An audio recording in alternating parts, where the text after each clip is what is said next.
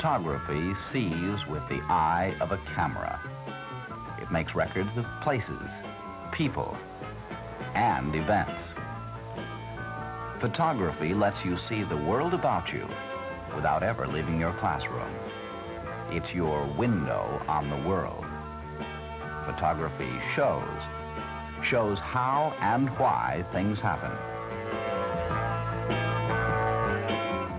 And now, through photography, Kodak brings you this edition of Screen News Digest.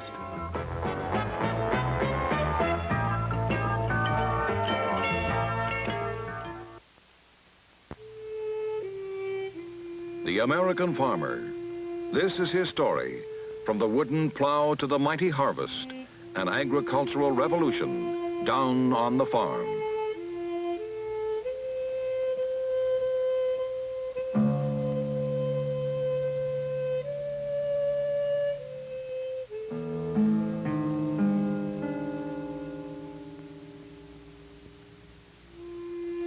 From colonial times to the dawn of the 20th century, the farmer was the backbone of the American economy. He symbolized the sturdy pioneer who fed the nation's body and nourished its spirit with his courage, fierce independence, and self-reliance. Down on the farm in the early 1900s, families worked from before sunup to after sundown, 7 days a week. Mothers cooked on wood-burning stoves by the light of kerosene lamps, just as their own mothers and grandmothers and great-grandmothers had done before them.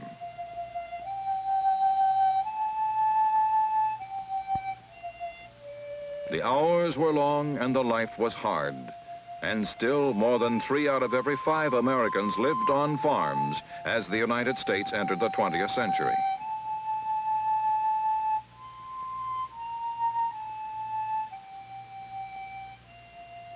But change was coming. A revolution was taking place. Industry and immigration were remaking the face of America.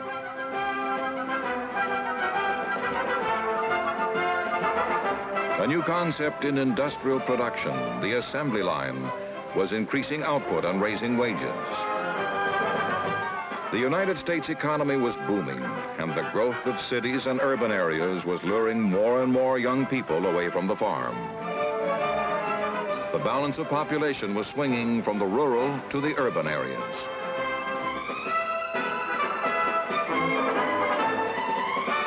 Charles Lindbergh, the Lone Eagle, flew the Atlantic as Americans in cities and on farms soared through the roaring 20s, sharing a prosperity that, it seemed, would never end.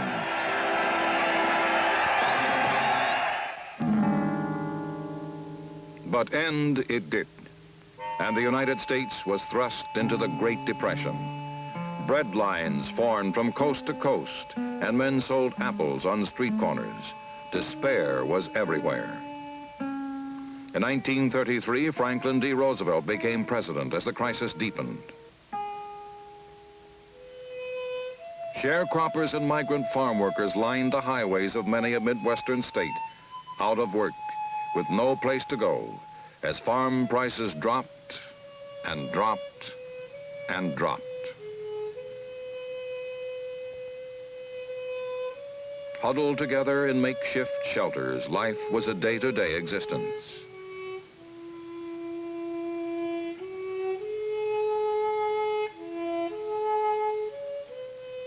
After a lifetime of labor, there was no security, no future, no hope. One man spoke for the young in the caravan.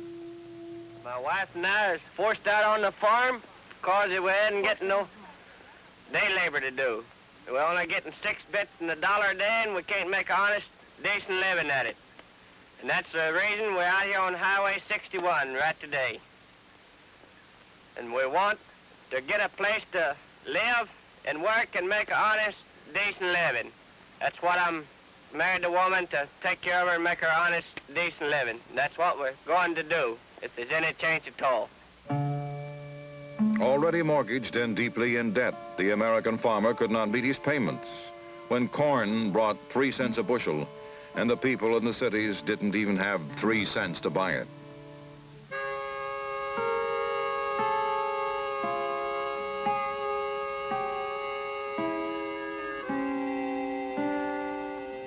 Farm failures, foreclosures, evictions became commonplace. At the height of the Depression, more than 1,000 families a day were forced to give up their farms.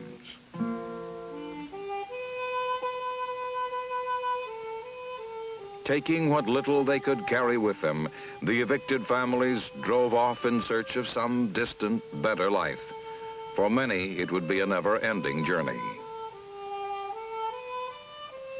This was a bleak and bitter time for an industry that had been considered the lifeblood of a nation.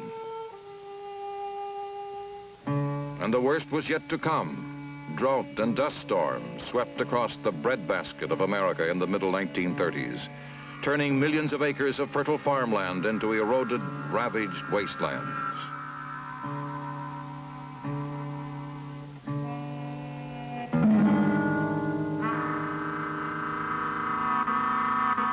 Never in 100 years had the forces of man and nature combined to punish a people whose survival depended on what they could draw from the soil.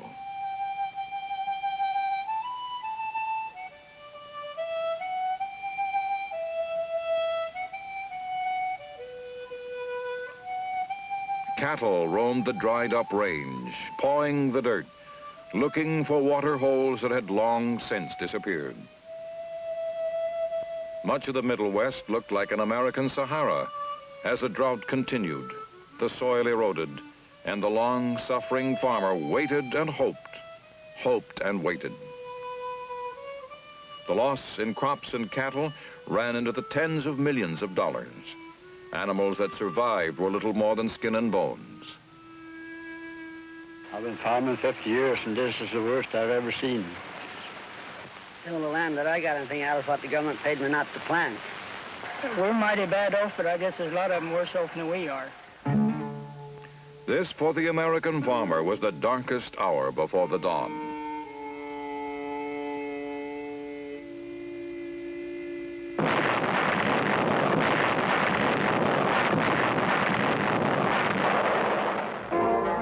Government and industry would come to the aid of the hard-pressed families down on the farm. Giant irrigation and reclamation projects were begun to harness rivers and produce power. The waters that once destroyed and eroded would now become the servant of man. The results of the dams and power plants were dramatic and far-reaching, stretching out for thousands of square miles to enrich the lives of millions of farm families. In many rural areas in the early 1930s, only 2 out of every 100 farms had electricity. Now it was at the fingertips of 10 and 20 and 30 times that number. Kerosene lamps were stored away.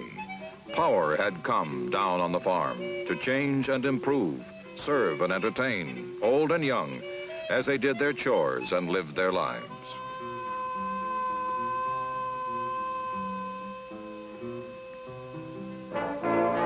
The 30s made way for the 40s. The Great Depression was ending. Europe was at war, and the American farmer was once again producing at peak capacity to meet the agricultural demands of domestic and foreign markets.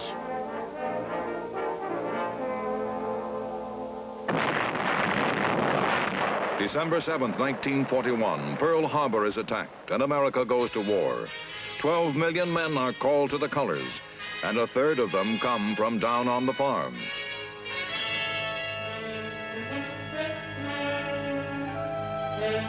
Never before has the United States needed so much from its farms, and never before have the farms been so undermanned.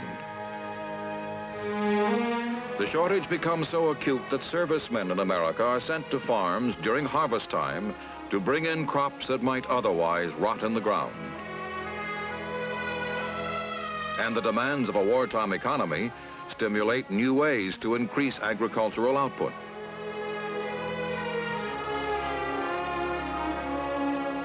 Now, virtually all that a farmer grows finds a ready market.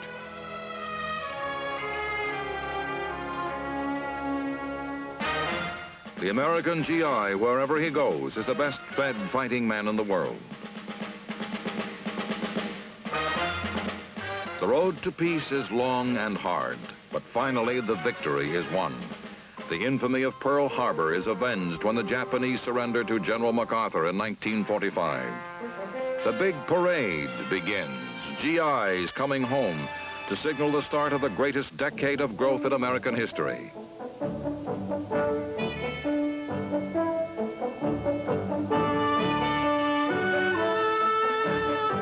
Agriculture will play an important part in the exploding economy as machines grow bigger and more productive.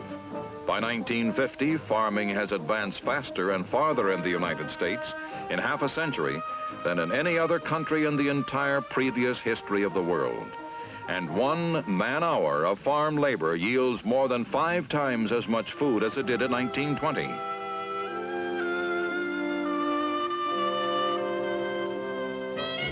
The technological and scientific revolution extends into and throughout all phases of American farm life.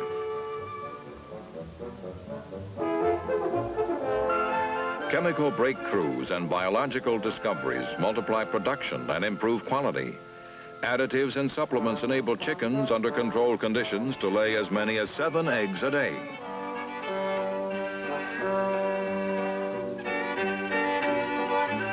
Farm assets total almost $250 billion, 2/3 of the value of all corporation assets in America. The flood tide of agricultural plenty is enough by 1960 to feed and clothe half the world. The young, the new generation of farmers is also caught up in the challenges and opportunities provided by America's agricultural revolution. The 4-H clubs, the future farmers of America, attract millions of boys and girls who learn by doing.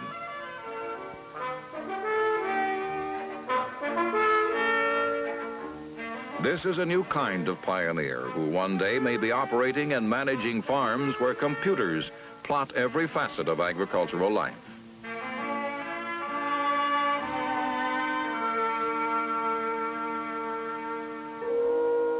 Already automation has come to many an owner down on the farm.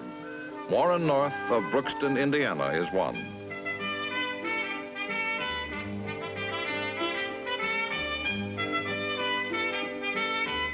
He is, in a sense, a push-button farmer. By using a complex system of buttons and switches, he can feed his cattle automatically. Spinning augers push the fodder from the storage silos to the cattle troughs. Farmer North can, if he wants, blend several kinds of feed with the push of a button.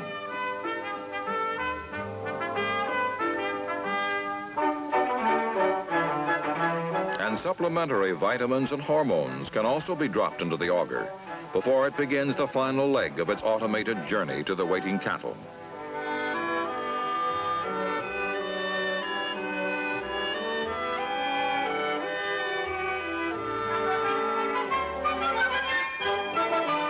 In 10 minutes, push-button farming has done a job that once would have kept 5 men working for half a day. But increasing production is not without its problems. There is a widening gap between the price a farmer gets for his crops and their cost at the supermarket. And despite government efforts at crop control, agricultural overproduction averages between 5 and 10% each year. And yet, even this overproduction may someday be a virtue if the population explosion continues. A Swedish economist, Gunnar Myrdal, has predicted that before the end of the 1970s, the world will need every shred of food and fiber that the United States can grow. The challenge until then is to find new and constructive ways to utilize America's mighty harvest and to make the nation's agricultural abundance not a curse, but a blessing.